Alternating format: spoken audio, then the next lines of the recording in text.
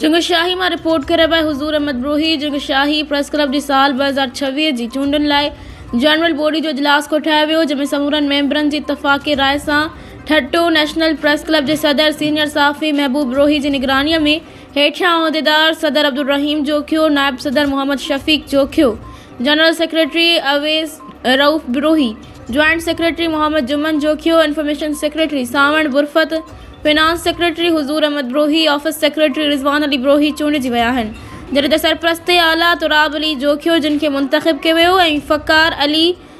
जोखियो, शहबाज जोखियो, मुदस्सिर रहीम Jokhio working committee जा member थी विया आहिनि। आख़िर में सीनियर सहाफ़ी महबूब ब्रोही चूंडियल नवी बॉडी के मुबारकबाद दींदे चयो त उम्मीद था करूं प्रेस क्लब जंगशाही जा समूरा सहाफ़ी इलाके जे मसइलनि खे पंहिंजे कलम ज़रिए आला ऐवाननि ताईं मुमकिन कोशिश करे सहाफ़त जो ॻाट ऊचो कंदा।